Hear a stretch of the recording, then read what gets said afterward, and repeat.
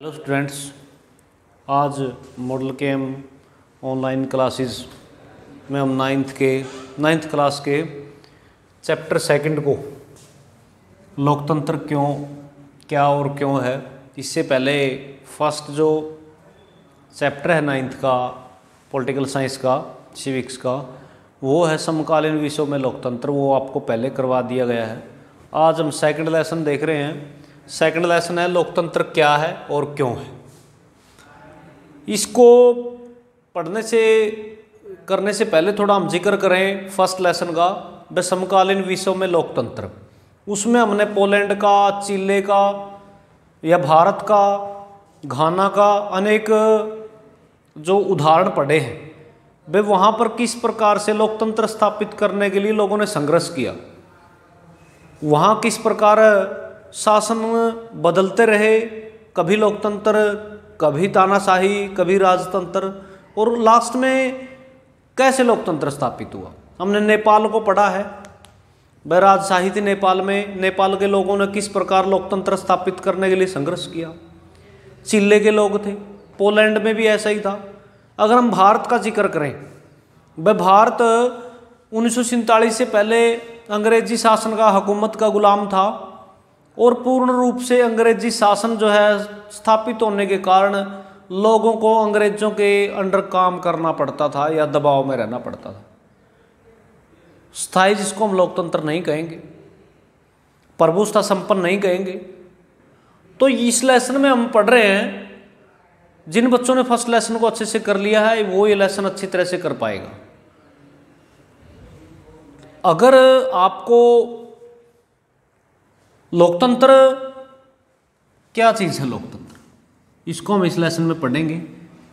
किसी भी देश के लिए लोकतंत्र क्यों जरूरी है। हमारे देश में लोगों ने लोकतंत्र स्थापित करने के लिए कुर्बानियां दी, बलिदान दिए।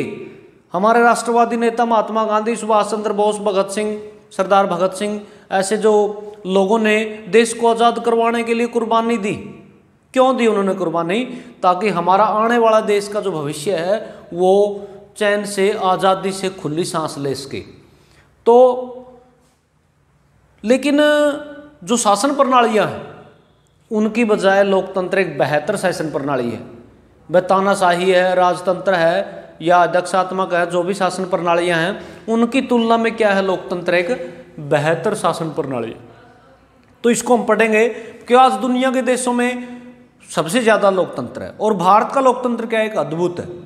भारत में इतनी जनसंख्या, इतने कह सकते हैं कि विविधता है भारत में, अनेक जाति के लोग, धर्मों के लोग, अमीर गरीब, इतनी भाषा बोलने वाले, तीज त्योहार अलग अलग हैं, फिर भी भारत में लोकतंत्र जो है मजबूत हुआ।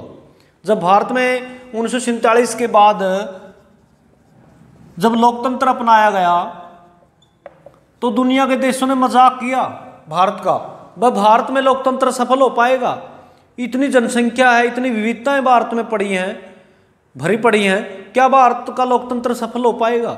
तो दुनिया के देशों ने इसको क्या किया था, एक जुआ बोला था। भाई भारत ने क्या खेला है, एक जुआ खेला है जो लंबे समय तक नहीं चल पाएगा। लेकिन अगर हम अपने लोकतंत्र को इतना मजबूत मानते हैं कि 1947 से आज तक 2020 तक भारत का में लोकतंत्र है। अगर हम दुनिया के अधिकतर देशों की तुलना करें तो वहाँ कभी तानाशाही, कभी लोकतंत्र, कभी तानाशाही, कभी लोकतंत्र, अनेक क्रांतियाँ होती रहती हैं। हमारे पड़ोसी देश, अगर हम पाकिस्तान की बात करें, पाकिस्तान में कभी लोकतंत्र, कभी तानाशाही, कभी लोकतंत्र, कभी तानाशाही, इस तरह से लगातार जो है शासन के तख्ता पलट होता रहा है। तो इन्हीं को ध्यान में रखते हुए, पिछले लेसन की जो स्टोरियाँ हैं उनको ध्यान में रखते हुए आज हम ये लेसन शुरू कर रहे हैं, लोकतंत्र। सबसे पहले इसकी परिभाषा है, वह लोकतंत्र है क्या। लोकतंत्र अगर हम इसको अलग अलग लिखें, लोक प्लस तंत्र, अगर हम इसको लोक जनता प्लस तंत्र शासन, यानी कि ऐसी शासन प्रणाली जहां पर जनता अपनी सरकार को जो है स्थापित करती है। अब्राहम लिंकन ने, अमेरिका के पूर्व राष्ट्रपति अब्राहम लिंकन का आपने नाम सुना होगा, उन्होंने लोकतंत्र को क्या कहा है, वह लोकतंत्र ऐसी शासन प्रणाली है जो जनता के लिए जनता द्वारा बनाई जाती है। मोस्ट पॉपुलर जो है राष्ट्रपति हुए अमेरिका के, उन्होंने अपनी एक कह सकते हैं कि इस परिभाषा में लोकतंत्र का जिक्र किया।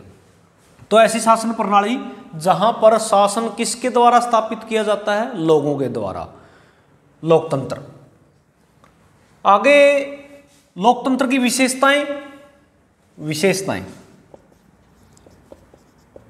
वह हमने जान लिया। लोकतंत्र क्या है, जनता द्वारा बनाया गया शासन है। वह जनता के द्वारा जो है अपने प्रतिनिधि चुने जाते हैं और वो प्रतिनिधि देश को संभालते हैं। उदाहरण के लिए अगर हम भारत का जिक्र करें, भारत के लोग अपने लोकसभा और विधानसभा दोनों का प्रत्यक्ष चुनाव करते हैं। प्रत्यक्ष चुनाव प्रणाली द्वारा चुनते हैं, यानी कि भारत में पब्लिक डायरेक्ट रूप से प्रत्यक्ष चुनाव प्रणाली के द्वारा लोकसभा के सदस्यों को जो प्रधानमंत्री नियुक्त करते हैं, इनको हम एमपी बोलते हैं, मेंबर ऑफ पार्लियामेंट, जिसका प्रधानमंत्री का चुनाव होता है।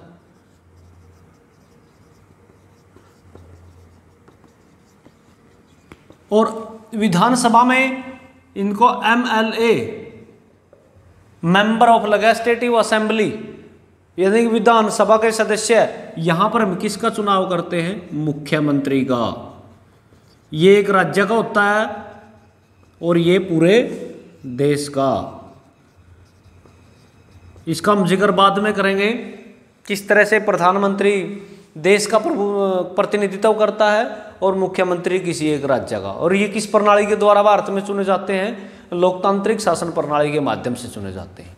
जहां पर उत्तरदायी कौन है, वह जनता इनको चुनकर भेजती है, ये जनता के प्रति उत्तरदायी है। अगर अच्छा काम नहीं करेंगे, पब्लिक क्या करेगी, इनको 5 वर्ष के लिए चुनती है।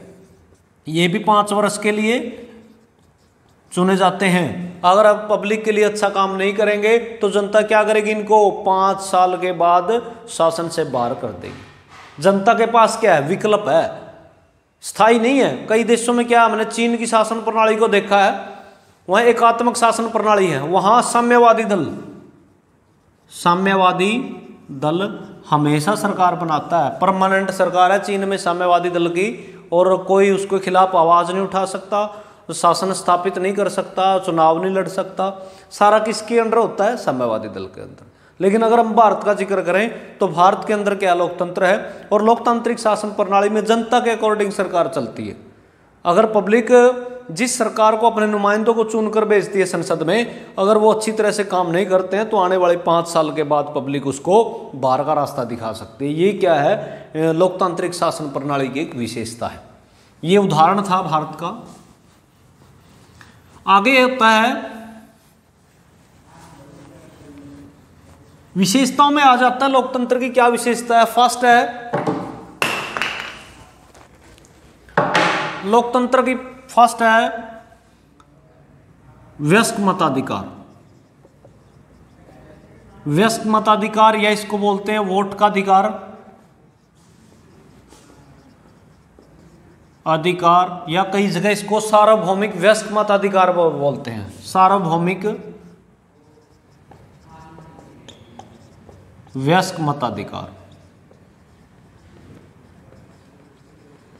सार्वभौमिक वयस्क मताधिकार, यानी कि भारत में क्या है, अगर हम भारत के लोकतंत्र की विशेषता को यहां बताएं तो भारत में क्या है, 18 वर्ष या इससे अधिक आयु के प्रत्येक स्त्री पुरुष, गरीब अमीर, किसी जाति धर्म से हो, कोई मायने नहीं रखता, सभी को क्या है, वोट डालने का अधिकार है।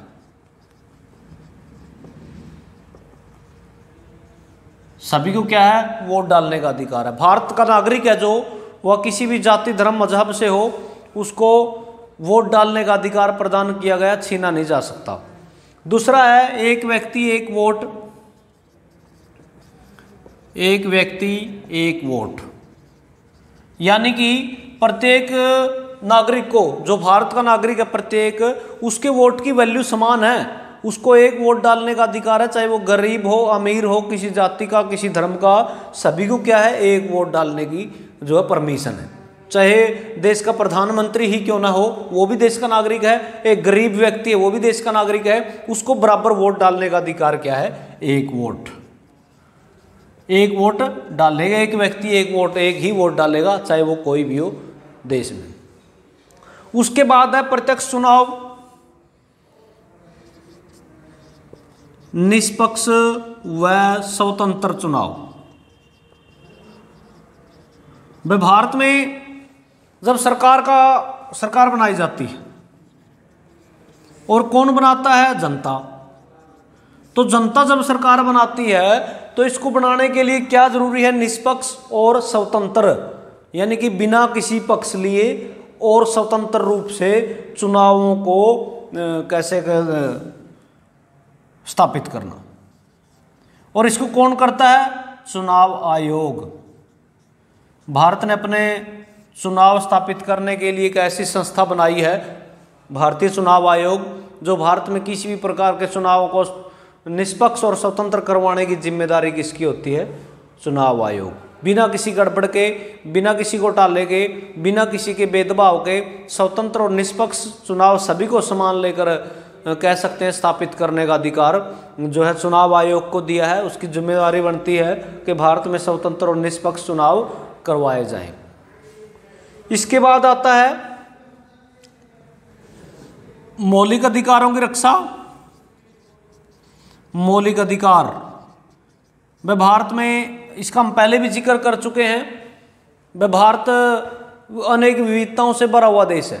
यहाँ पर अनेक जाति के लोग, अनेक धर्मों के लोग, अनेक भाषा बोलने वाले लोग रहते हैं, त्योहार अलग अलग मनाते हैं, और रहन सहन खान पान लोगों का अलग अलग है। विश्व में दूसरे नंबर पर जनसंख्या भारत की, पहले पर चीन हो गया और दूसरे पर भारत, यानी कि चीन के बाद भारत की जनसंख्या विश्व में सबसे ज़्यादा है। और इतनी जनसंख्या होते हुए भी लोकतंत्र स्थापित किए हुए भारत एक अद्भुत कह सकते हैं अनोखा काम किया है। और किस कारण से हुआ है? मौलिक अधिकार स्थापित किए हैं। मौलिक अधिकार जैसे हमने पिछली क्लासों में पढ़ा है, मौलिक अधिकारों को भारत में प्रत्येक नागरिक को 6 मौलिक अधिकार दिए हैं। 6 मौलिक अधिकार दिए प्रत्येक नागरिक को। अगर हम यहां सबसे पहले, जैसे मैं बस आपको मौलिक अधिकारों का यहां जिक्र हुआ है तो 6 के 6 मौलिक अधिकार बताए जा रहे हैं। लेकिन जब 1950 में हमारा संविधान लागू हुआ तो 7 मौलिक अधिकार थे, उनमें एक संपत्ति के अधिकार को निकालकर कानूनी अधिकार बना दिया, तो 6 बच गए। समानता का अधिकार, समानता का अधिकार, स्वतंत्रता का अधिकार,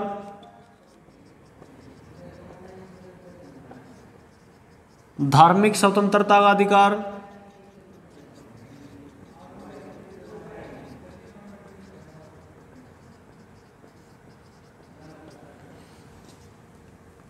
फोर्थ है शिक्षा और सांस्कृतिक अधिकार। फिफ्थ है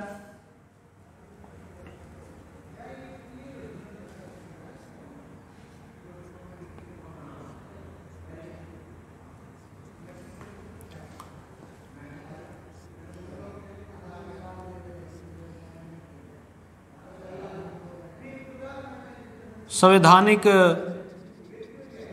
उपचार का अधिकार।